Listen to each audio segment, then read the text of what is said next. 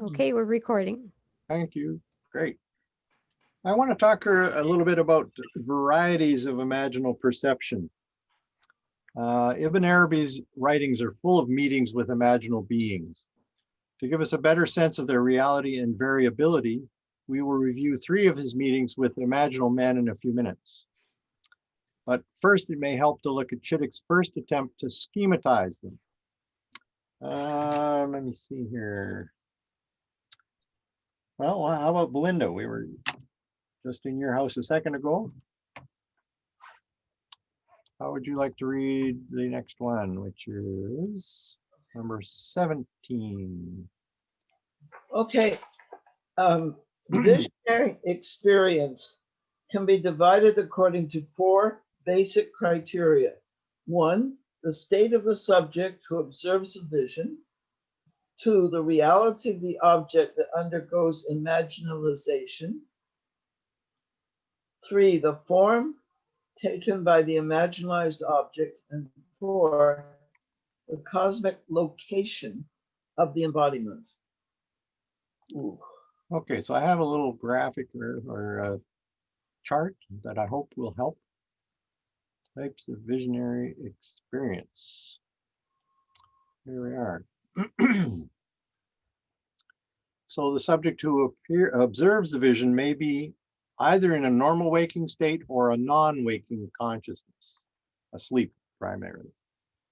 So Ibn Arabi distinguishes between waking with the eye of sense perception, waking with the eye of imagination, non-waking dreams, and non-waking spiritual states such as absence or annihilation.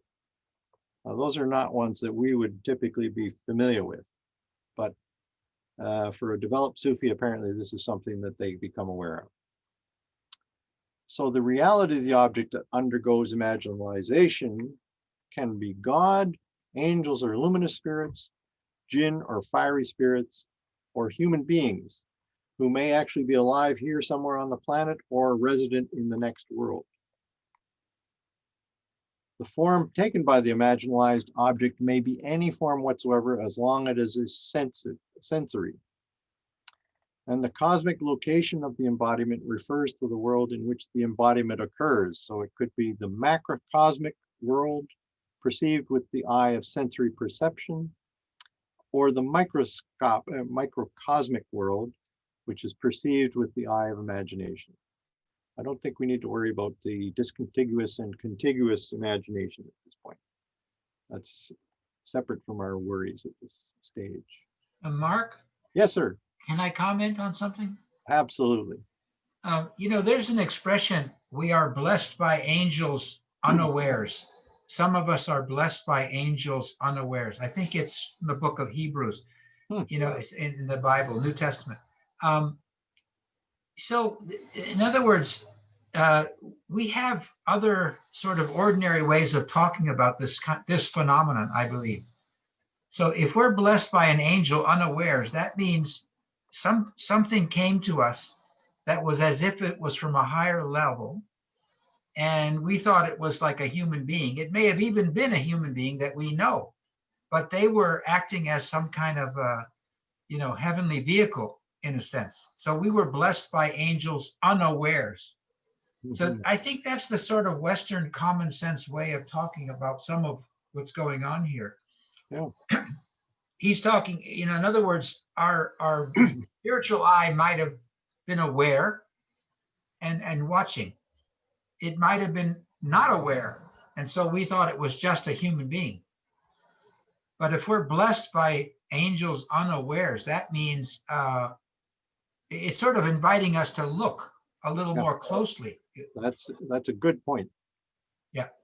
So yeah, how do we train ourselves to be able to tell that that's actually an angel? That's what he's trying to teach us, and that's what I guess Sufis and mystical communities work on that directly. Yeah, that's exactly right. Okay. So let's now experience some of these imaginal meetings.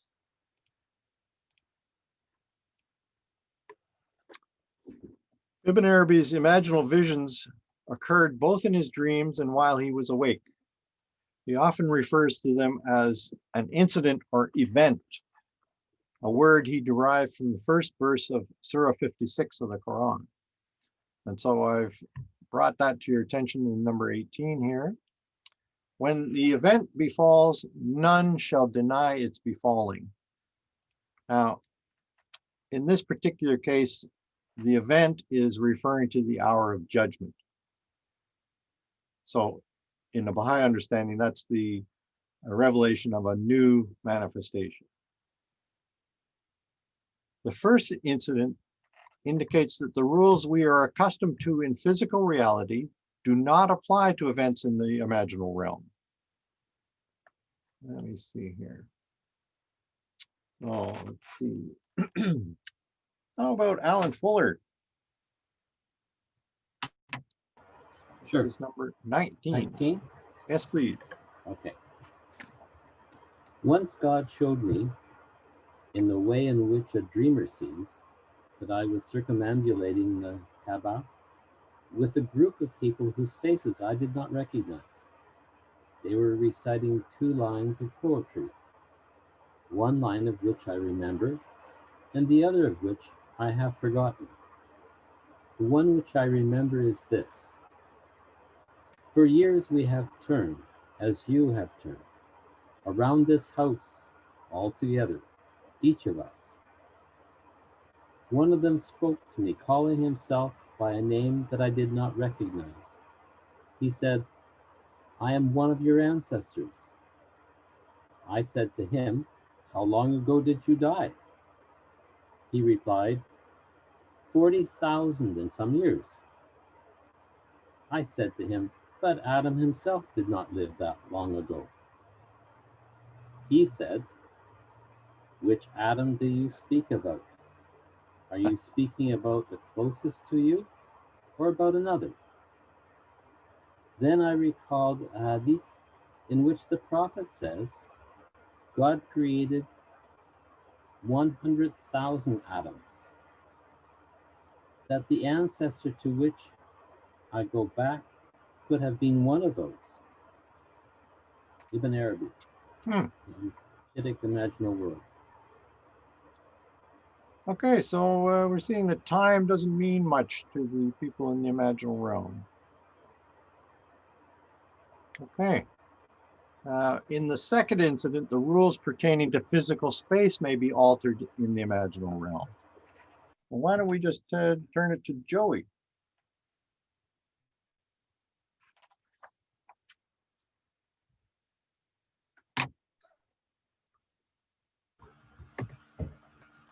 During the night I was writing this chapter, the real showed me through an incident, a light-complexioned man of medium height. He sat before me, but did not speak. The real said to me, "This is one of our servants. Benefit him so that this may be in your scales on the day of resurrection." I said to him, "Who is he?" He said to me, "This is Abdul Abbas in Yehudi, a resident of al-Basharat." At this time I was in Damascus. I said to him, "O Lord, how will he take benefit from me? How do I relate to him?" He replied, "Speak, for he will benefit from you. Just as I have shown him to you, so am I showing you to him. He sees you now, just as you see him. Address him, and he will hear you. He says the like of what you say. He says, I have been shown a man in Syria called Muhammad ibn al-Arabi. If he benefits me in a certain affair that I do not now possess, he will be my master." I said to him, "O Abu Abbas, what is this affair?" He said, "I was struggling in my search. I exerted my utmost efforts and struggled mightily. When I experienced unveiling, I came to know that was desired. Hence I relaxed Sorry, in my Joy. effort. Sorry, Joy. It's that I was desired. That's a key point. Oh, sorry. I came to know that I was desired. Hence I relaxed in my effort. I said to him, my brother, to a man who was better than you, more in union with the real, more complete in witnessing, and more perfect in unveiling, it was said, and say, my Lord, increase me in knowledge. So where is the ease in the abode of religious prescription? You did not understand what was said to you. You said, I came to know that I was desired, but you do not know for what. Yes, you are desired for your struggle and effort. This is not the abode of ease. When you are finished with the affair with which you are busy, exert yourself in the affair that comes to you with each breath. How can anyone be finished? He thanked me for what I said. Look at God's solitude toward me and toward him. Ibn Arabi, That's translated by solicitude, I William think. Shedd. Joy, I think that's solicitude. Oh, yes. So the man who was better than you, more in union with the real, is his elliptical way of saying Muhammad, Prophet Muhammad. Okay. So I see that Durham has his hand up. What would you like to say? Oh, the reading before about the hadith that there is 140,000 Adam. Mm-hmm. I think it was the one before this. Yes, it was. Yeah. This There is it very interesting hadith. When we teach Muslim, they emphasize Adam is just one person, just one Adam. Here it's interesting when we know this hadith that Muhammad is saying God created 100,000 Adams, so that it's to respond to the point that, because according to history, we don't know what's exactly Adam, right? I mean, we see 6,000 years, 7,000, 8,000. But when we bring this hadith in our discussion with a Muslim, then they will understand the difference or how symbolic is the use of Adam in history. That's all I wanted to say. Good point. Anybody else? Yeah, Mark, I would like to add something. I think, Baha'u'llah says the worlds of God are numberless and infinite in their range. And, all of these readings, and certainly in the dream world, I mean, I, like you and other people, have met many beings in my dreams that I don't recognize. Most of them are beneficial and friendly and kind and loving, but there are others who are, I guess, as Vergon would call them, the jinn. So you don't always get the happy beings. But I think we're just in the realm of blown minds here. We don't, we're still in the body here. We don't understand these great mysteries and how these things operate. I mean, we do experience them, and Baha'u'llah says in the Seven Valleys that the dream is a sign of life after death, and we should not disparage it, and dream interpretation is very important. But I mean, for me, this is just another sign of, Ibn al-Arabi in the Futuhat al-Makkiyah there, he's talking about his own experiences. Well, for heaven's sake, Mark, you or me or Vergam or any other person here could be writing things like that about his spiritual experience. And I'm not saying that to compare ourselves to him, but I'm saying that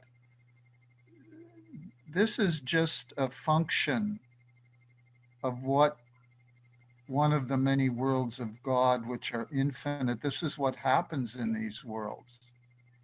And you know, this thing about unveiling, kafsh, I'm not sure I'm saying it right, but that was a big thing for the Sufis. Mhm.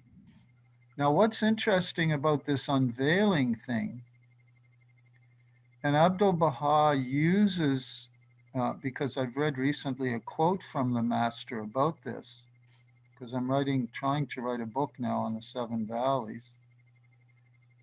Abdul Baha says, when you remove these veils, you will see the eternal light filling the air. So it's almost like, you know, Abdul Baha says, all our sorrow, all our shame, all our troubles come from the world of matter, but the spiritual world bestows only joy. Now, we don't feel that world all the time, but when those veils are removed, that joy appears because it's built into the creation itself. So that's this whole language about veiling and unveiling, why it's so important. And as you know, Mark Chittick talks about this in one of the books that you loaned me. He goes into the veils. And Abdul Baha and Baha'u'llah both use this imagery. And it's very interesting because basically what they're saying is when the veils are removed, then we see the light because it's always there. It's always there. You just can't see it because of the veils. So I guess one of my purposes in doing this course is to try to suggest that it's possible to remove those veils before you die. And that's one of the reasons for doing the course on Rumi, whose main theme was die before you die. So that's a mystic's kind of approach to physical reality. Don't waste your opportunity here, folks. Just because we will naturally go through that later doesn't mean you can't make advances towards that goal now. So that's why we're talking about the imaginal world. That's where we're going. So these are guideposts to me that we can use to help chart our own course.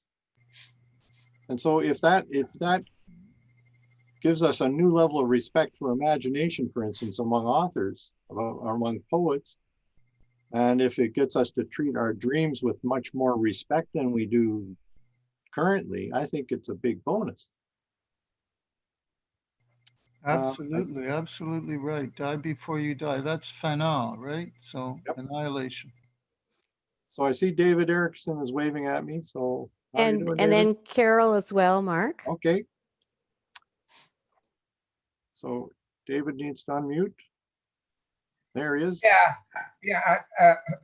I'll try and see if I can make myself clear. You know, I realized quite some time ago, in all my attempts of writing poems, that in the physical world, we'll put it this way: each of us, whether human or otherwise, has an invisible counterpart. We each have an invisible counterpart. And if we didn't have an invisible counterpart, we wouldn't exist. And then when it comes to the imaginal world, I call them these like invisible beings. They appear or descend or come from the invisible realm. But the invisible realm and the visible are really interconnected. Okay? They couldn't be otherwise. And so I think that there could not be the imaginal realm or the imaginal world in, terms of any understanding whatsoever if they weren't already connected with us and with nature, with the universe. Yep. Same with the universe. If it, the whole universe, is visible, but it has an invisible counterpart. Anyway, I'll just leave it to that. Okay, that's a good point. Okay, Carolyn? I just, It was Carol, Oh, dear. Carol, I see. I beg your pardon. Sorry. I didn't no, know. you don't need to apologize. I just wanted to add to the point that David was making about like having a visible counterpart.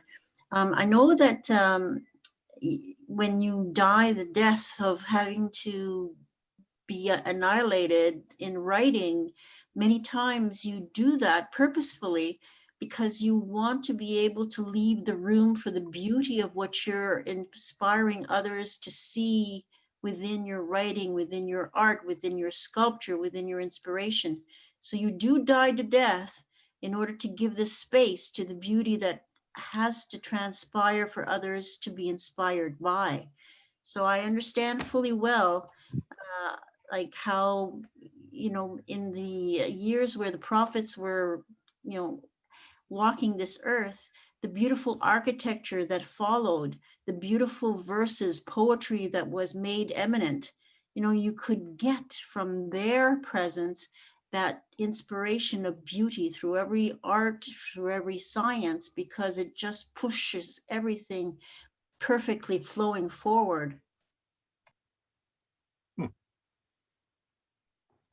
Okay.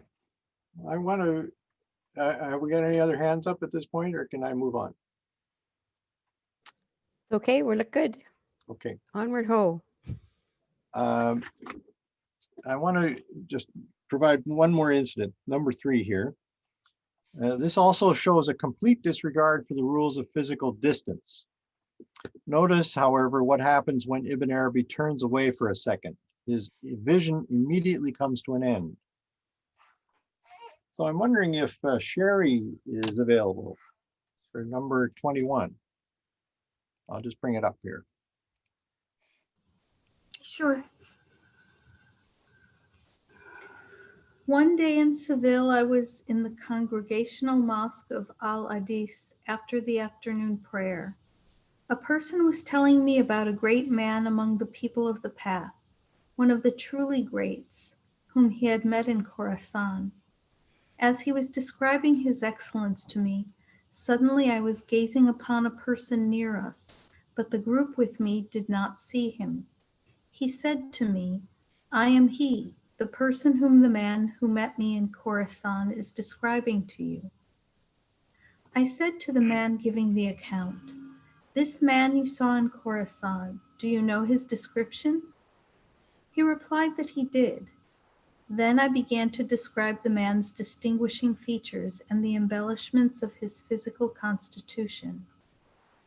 My speaking companion said, "By God, he does have the form that you have described. Have you seen him?" I said to him, "He is sitting right there, confirming to me the truth of the account you are giving of him.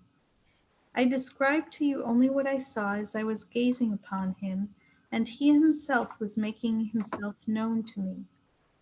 He did not cease to see with me until I turned away. Then I sought for him, but I did not find him."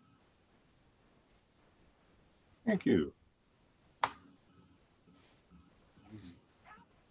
So obviously, Ibn Arabi had access to Zoom 800 years ago. Distance didn't matter to him. He could see whatever he wanted. So the last points I want to make are about the process of divine revelation from his point of view. The process that the angel Gabriel underwent to imaginalize himself to Jesus's mother and to the prophet Muhammad bears a striking resemblance to the process of revelation, according to Ibn Arabi. Basing themselves on the Quran, Muslims maintain that revelation involves the sending down of meanings by God. So first, these meanings are present in God's knowledge. Second, they enter the supersensory or spiritual world. Third, they become embodied through imagination in auditory or visual form. And fourth, the meanings become manifest to the prophets, either in the presence of imagination or in the presence of sense perception. So how about Bill? Number 22, please. According to Muhammad's wife, Aisha, the first thing with which revelation began for the messenger of God was the dream vision, Ruya. He never saw any dream vision without its coming forth like the breaking of dawn. Interesting. So Muslims have interpreted this statement to mean that a few months before Gabriel appeared to reveal the Quran to Muhammad, he began seeing dreams that would then come true. Ibn Arabi sometimes refers to this hadith from Aisha to explain what he calls the beginning of revelation. Now, before we go on to number 23, a couple of points I want to make first about some of the words there, particularly right here, these two, disengaged and intelligible. The word intelligible is the philosophical term for objects within the unseen world. And meanings are said to be disengaged in the sense that they do not have any necessary connection to a place of manifestation. At this point, they are non-manifest in terms of the physical world and to human knowledge. Okay, so now we need, maybe Bob LeBlanc can read number 23 for us.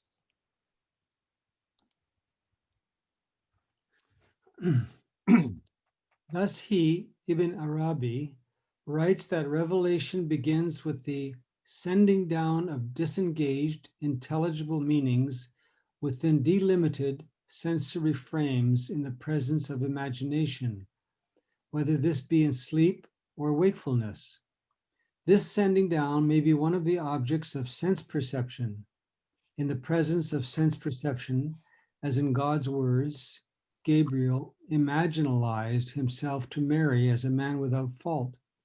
Or it may take place in the presence of imagination, as when the messenger of God perceived knowledge in the form of milk.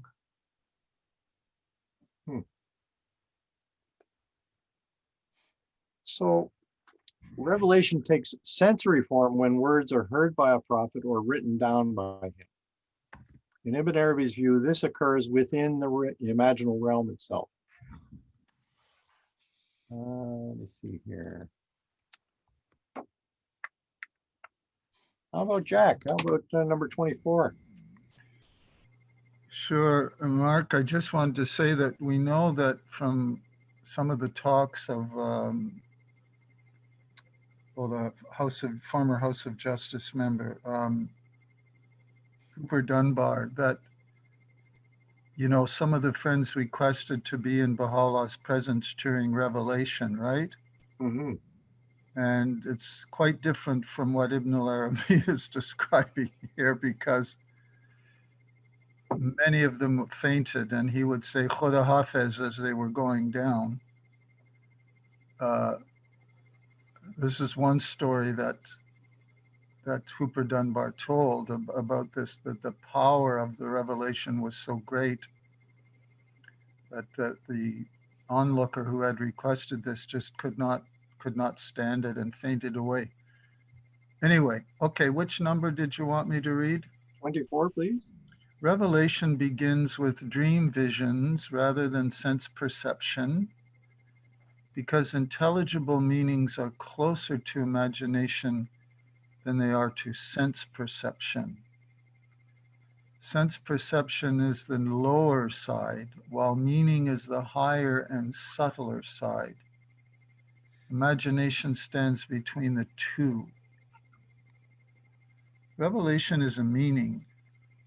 When God wants meaning to descend to sense perception, it has to pass through the presence of imagination before it reaches sense perception. The reality of imagination demands that it gives sensory form to everything that becomes actualized within it. There is no escape from this. I just wanted to mention, Mark, that the phrase that it works both in French and English.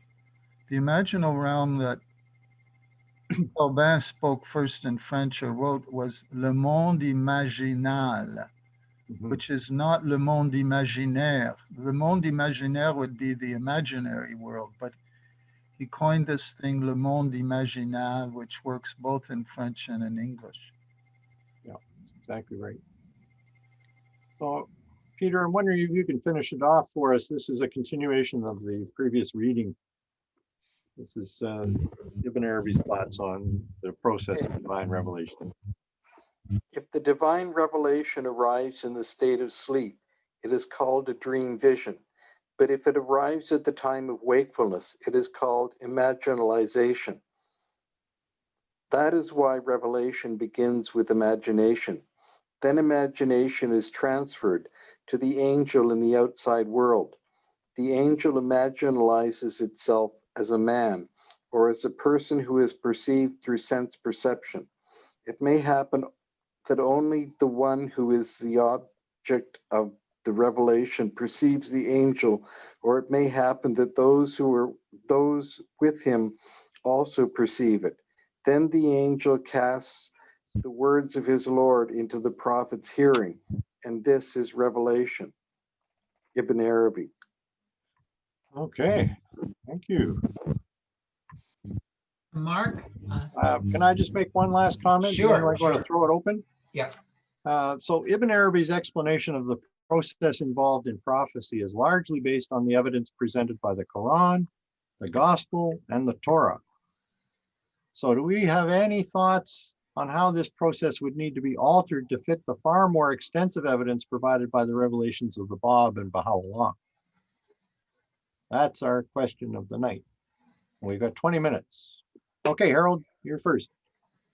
You know, I believe that the word revelation should be spelled with a small r in the way Ibn Arabi is talking about it, and that the revelation with a big R is what we're taught about in the Baha'i faith. And I think the distinction is extremely important. Baha'is in today's world, I think, are taught to reintroduce capital R revelation to humanity. That's our challenge. But this, it looks like a lot of what we're studying here is muddying the distinction, or maybe it's an analogy. The small R revelation that Ibn Arabi is describing and that Chittick is describing is very small compared to big R revelation. I mean, this is, if I'm wrong about this, then I'm completely misunderstanding the Baha'i faith. In fact, I believed in small R revelation when I was a Unitarian minister, and I started to become a Baha'i when I got introduced to big R revelation. What happens to the manifestations and what happens to ordinary people when they're getting a revelation is got to be very, very different. I mean, the levels of magnitude are so vastly apart that I think it's dangerous to be talking about them as if they were so similar. But in other words, I think I disagree with you, Mark, that they're similar. Or I think I disagree with Ibn Arabi that they're similar. I think we're taught very powerfully that they're very different and they're extremely important to distinguish them. Harold, would you say that what Muhammad experienced was a small L or a small R? No, big R revelation, Muhammad. Because that's where he's starting his analysis from. Who's the he you're talking about? Ibn Arabi? Who's the he? Ibn Arabi is basing his theories primarily on the experiences that Muhammad had. Okay, that was his spiritual task in his day. I'm just saying the task we have in our day is to introduce humanity to large R revelation. A lot of people have their own version of small R revelation, and they call themselves spiritual but not religious. Mm-hmm. So anyway, I'm just bringing up an inner challenge I have with this. I'm learning a lot, like a lot of people are describing, this is giving us insight about the spiritual process, but it's a many orders of magnitude smaller than big R revelation, which changes history. Mhm. Small R revelation might change me in my daily activity and in my community as well. But large R revelation changes the world. It changes history. It generates new civilizations. It's marking posts in history. So I just want to say they're analogous, but they're not the same. They're of different orders of magnitude. At least that's the way it seems to me. Okay, Durham, you had a point. You see the word Futuhat Makkiyah. Some they translated it into revelation. Some books translated it as openings. Yeah. And that supports what Harold is saying. These are all with small r. This is my understanding. Okay. It was his findings. It's true, sometimes he referred to hadith and other incidents, but really, when I read the word in Arabic, Futuhat Makkiyah, it's completely different than the revelation of Baha'u'llah, revelation of the Bab. Yeah. Mark, may I add something, please? Please do. Yeah, I think what Ibn al-Arabi, and I appreciate what you're doing, Mark, because you're trying to relate it to this central concept of the imaginal realm. What Ibn al-Arabi is obviously doing is trying to come up with a theory of revelation. That's what he's doing. Now, whether he's correct about it is another story. He's coherent with the way he's explaining it, and the way you're explaining it is coherent.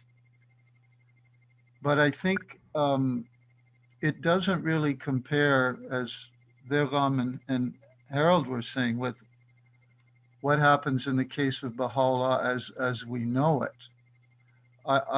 As I understand it from what I have heard and read, it's a much more direct process, a much more intuitive, powerful process.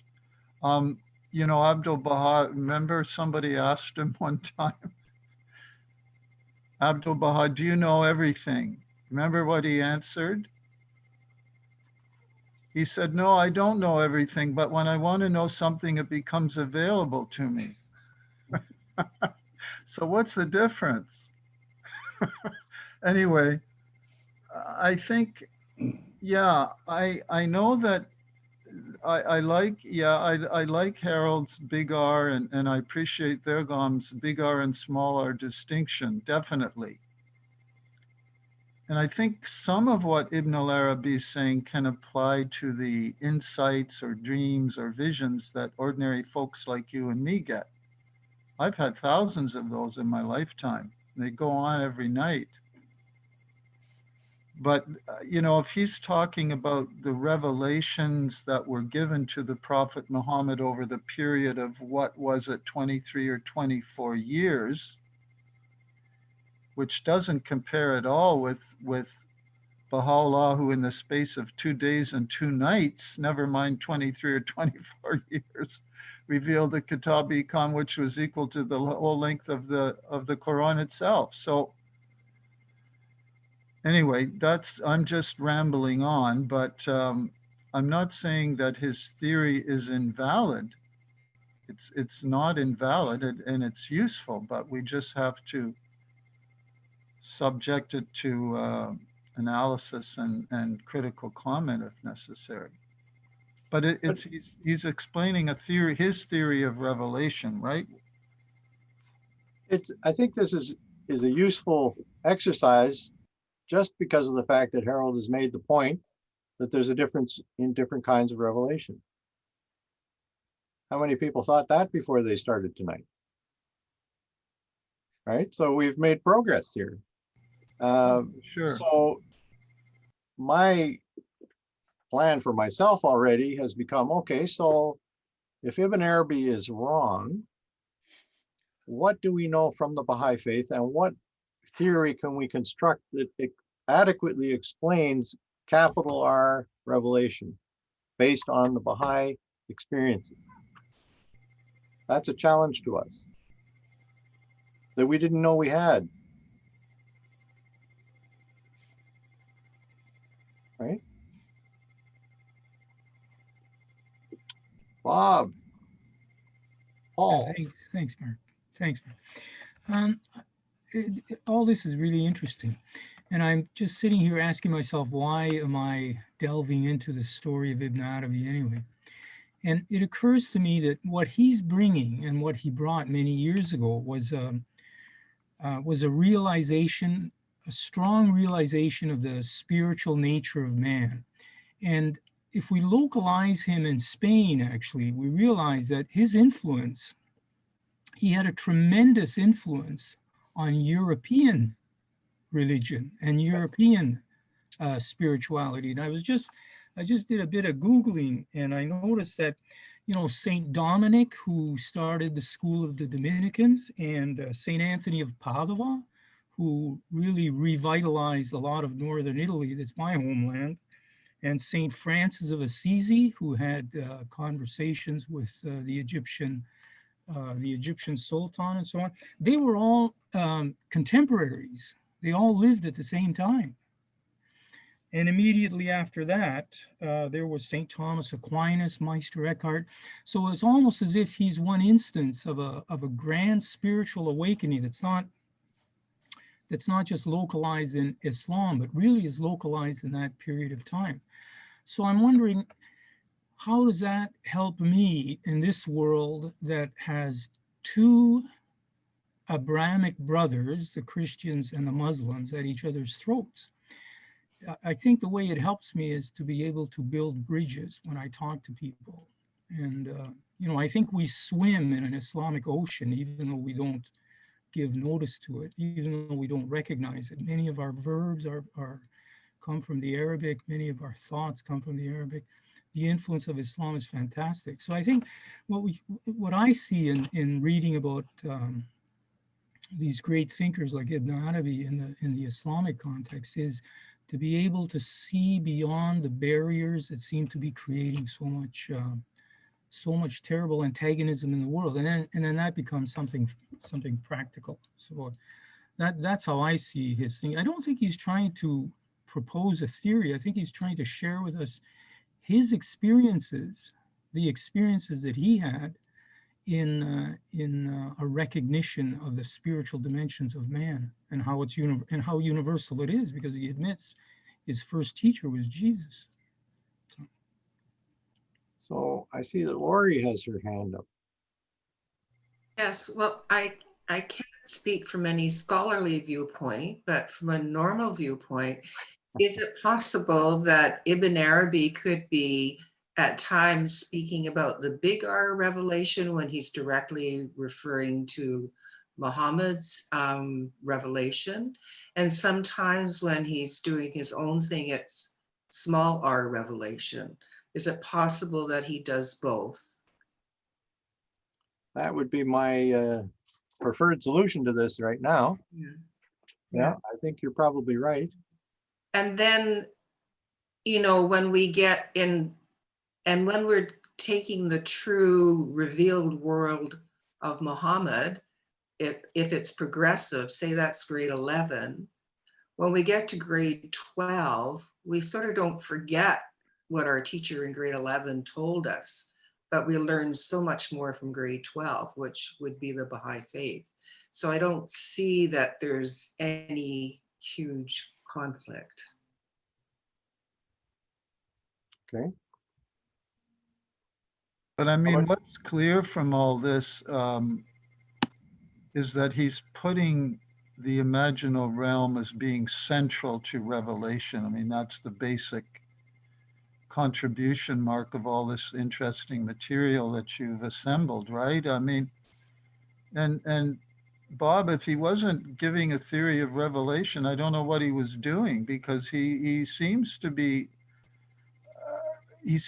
trying to explain what divine revelation is, right, from his point of view, by bringing in the imaginal realm.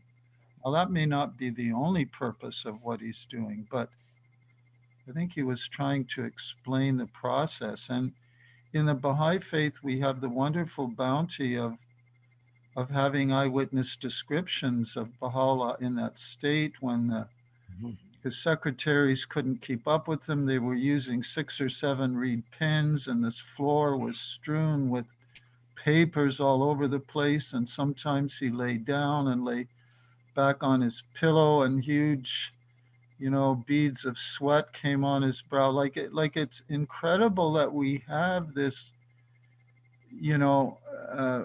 these descriptions of Baha'u'llah, because we didn't have, well, I think, Mark, you probably know that there are some in Islam, a few in Islam. I can't remember exactly what they are now. Maybe the Prophet's wife, Aisha, described some of them, but it's incredible that we have these descriptions. And, and listening to Hooper Dunbar within the last few months talk about this, and Baha'u'llah gave this one person the privilege of being there, and then the person fainted away, and Baha'u'llah said goodbye as he was going down, because the power was so great. It's quite remarkable. My suspicion is that a Baha'i understanding of capital R revelation is going to have to take a look at higher levels or higher worlds of God.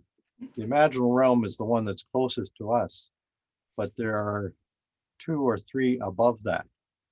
And as we'll get to that in a couple of weeks, and I think we'll see that that's probably where that type of revelation is really originating from. Yeah, quite right. I agree with that. Yeah. Okay, how are people feeling? You're all wiped out now? Why don't we, oh, Mary's got a point. She's got, you're muted, Mary. Sorry. You're muted.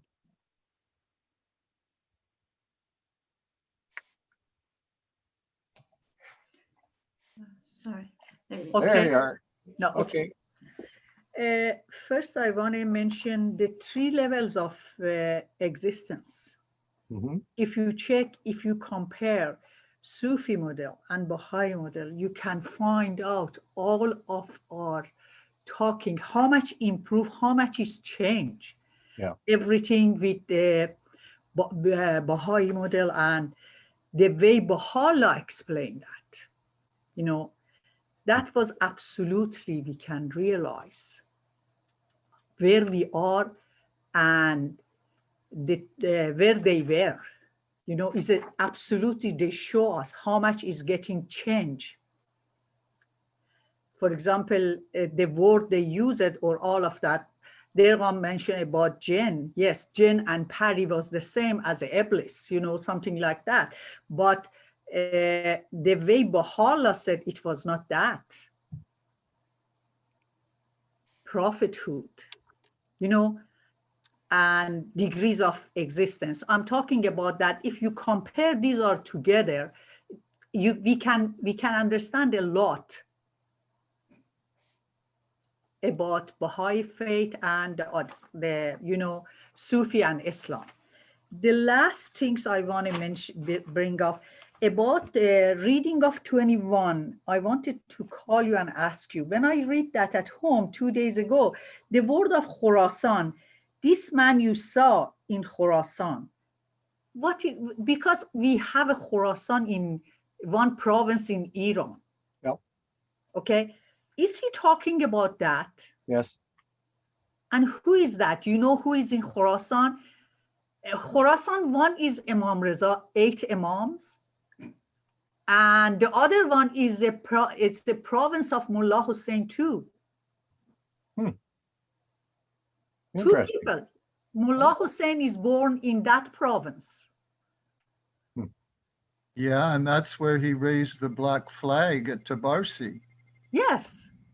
Yeah, it was for me very interesting when I find this one. He's absolutely. And Imam Reza came to that province and he passed away or died in that province too. That was it came to my mind. And I want to search a little bit more when he's talking about this man you saw in Khorasan. What Interesting. Who was that? Yeah. It was Can I also- can I come back to your first point though, Mary? That, Yes, please. That chart where you have Ibn Arabi's 3 versions and then you have Yes. Baha'u'llah's versions. What you're seeing there is progressive revelation Yes. in miniature. Yes. That comes back to Laurie's point about changing grades. Yeah. Okay, so this is the best they could do. This was the finest, brightest mystic and thinker in Islam, and yet he fell short in terms of what Baha'u'llah has to say about the issue. So obviously something new is being revealed to us, which is good. Yes. We have to appreciate what it is that's different. Yeah, absolutely. Absolutely, because this is for this century. Yeah. That was for 2,000 years ago. Absolutely, it's changed. Yeah. That was when I see that, really I was so amazed of this change and amazed of seeing all together. You compare. Thank you so much. Durham, and then Leslie. No, I didn't raise my hand. Carol, Okay. Carol raised her hand. Oh, I beg your pardon. Yeah, Carol, then Leslie. Sorry. Let's keep it short though, because we're at the end of our time. No, Leslie can go and I'll follow. Leslie can go first. Leslie's muted. I had a question about the Baha'i model because it doesn't have any room for angels or the intermediary there. The only person who gets to be an intermediary is the prophet. Yeah. Right. So we, as humble beings, don't have any access to angels or revelation, or we're so just sure. down on the bottom in servitude there. I think servitude has grown. I think Yes. it's including the Yes. angels now. Yes. No. Oh, okay. No servitude. It's expanded. Yeah, much more. Okay, Carol. I just wanted to kind of show there's a kind of revelation, small r, in the names. Baha'u'llah, glory of God and greatest name, and servant of God for Abdul Baha. And so you have to kind of see that their mirror reflects exactly that, the greatest pen, the greatest exemplar. And is there a similitude with Ibn Arabi? What is his root for his name? Well, his family was from Yemen, so that's why he's called the Arab. But they were transplanted to Spain several centuries before he got there. So he stands for the Arab. Well, that's what his name means, the son of the Arab. Okay, so okay. Well, Mark, I want to say that if I may, that he was getting close because he got very close because in his concept of the perfect man, which in your reading was translated as the man without fault, right? That's the perfect man. Insan al-Kamil, or however it's said. Okay, now that in Ibn al-Arabi's theology was, of course, the Prophet Muhammad and nobody else. It's what he called the Mohammedan reality. That's right. But what is interesting about that idea, because I'm myself immersed in this stuff and reading all these different books about it at the moment, was for him, the prophets that came before Muhammad in the thought of Ibn al-Arabi were inspired by Muhammad. So Muhammad was very central to the whole process of prophetic revelation. He was, in the same way as for us, I mean, this was before the revelation of the Bab and Baha'u'llah, obviously. So in during the Mohammedan dispensation, then Muhammad was the Logos. He was the divine word. So there's a germ of the idea of progressive revelation there in Ibn al-Arabi, because he, according to the readings that I've done, the prophets that he thought about, well, what about the prophets who preceded Muhammad? He was thinking about that. How did they fit into the scheme? So he thought that they were sent by the Mohammedan reality also. So that's very interesting. So they were getting very close in many ways. They were getting close. But as Mary correctly said, you know, they didn't have the whole picture and didn't put it together all right, but they were getting very close in the way that they, without the benefit of the Baha'i revelation, they were coming up with some of the seeds of the ideas. Okay, folks, I think we better call it a night. I see people are starting to sleep, so that's not a good sign. So anyway, we'll see you in a week. See you. Thanks a Enjoy lot. the summer. We've got a new